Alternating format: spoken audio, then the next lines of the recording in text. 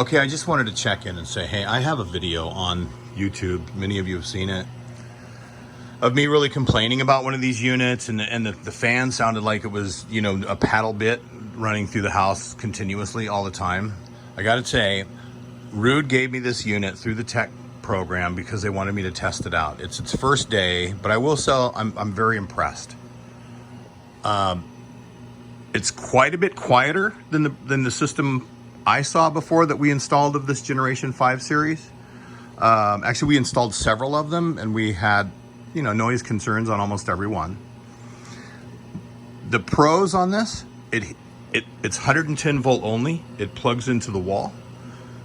The cons, it doesn't have auxiliary heat. It doesn't have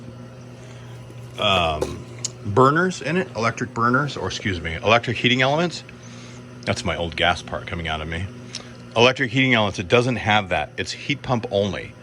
But they've designed it in such a way with the built-in mixing valve and running it up to 140 degrees that we're not going to notice that in most cases. There is a possibility with this configuration, if the mechanics ever went out, there's not a backup source. But if you think about it, if you got a gas water heater or even my tankless, either one of those would have failed. There was no backup either. So it kind of is what it is.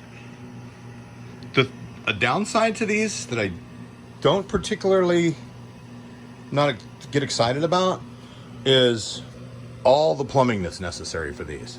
We install another brand and it has the pipes coming off the top, just like a traditional heat pump water heater. And those are definitely easier to install, and they're easier to keep clean because we don't have the pipes wrapping around. So I don't know if you see, this is my warm water coming out. Looks like we missed one piece of insulation here. Uh-oh. My warm water coming out, going up, cold water coming in, comes down here, has to be plumbed all the way down here and into the bottom.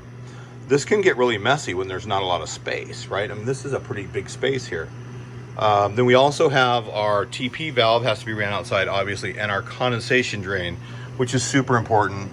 And they're just kind of headed out that way down there. Fortunately, we were close to the wall. We put these in a lot where this TP valve is really hard to get up to code because it's so short. So if you put this, you think about this, if you put this unit in a basement that has walls that are higher than the bottom of this valve, then you won't be able to drain this per code. This needs to be a sloping drain 1/4 inch per foot, and it has to terminate between 6 and 12 inches outside the wall.